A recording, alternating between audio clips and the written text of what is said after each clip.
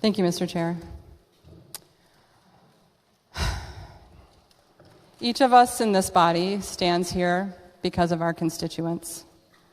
The people, capital P, the people of Wisconsin, put us here to uphold the Constitution, to uphold democracy, and to ensure our government represents the will of the people. What has transpired in the last 72 hours is next level bad governing, Mr. Speaker. I've got some other words to describe it, but I know that some in this body are offended by a well-placed curse word, so I'll refrain. According to the drafting file of this original bill, it was entered into the system on Tuesday, just over 60 hours from today, when we were supposed to vote on something that will impact every person in the state of Wisconsin for the next decade. And now we have a whole bunch of new amendments that we haven't seen, we haven't been part of. No working together on the bill, no involvement of Democrats in drafting, no public input, no care or interest in what the people of Wisconsin have to say.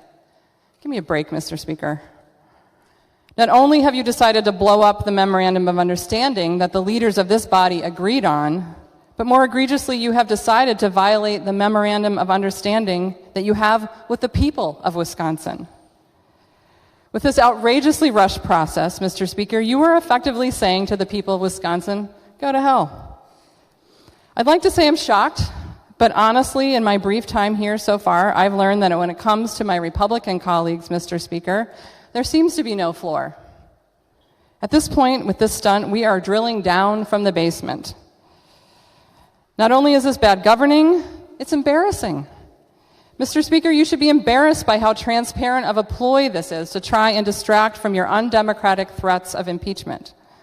This Voss districting bill is your Trojan horse. Well, Mr. Speaker, you can't just roll this one onto the assembly floor and think that we're going to be fooled into thinking, after a decade of calling Democrats whiners and ignoring the statewide push for nonpartisan redistricting, that you're suddenly cool with the new redistricting process. Even one of your own members showed your hand.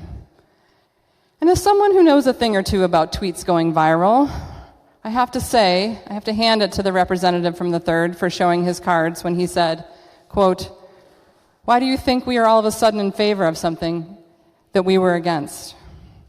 This bill is here before us at this time because you are afraid, Mr. Speaker.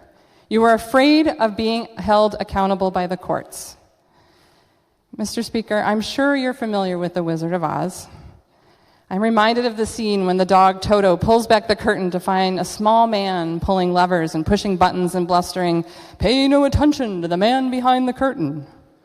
That's literally the level of governing that you have sunk to, Mr. Speaker. But the people of Wisconsin are smarter than you're giving them credit for. They're smarter and they're angrier.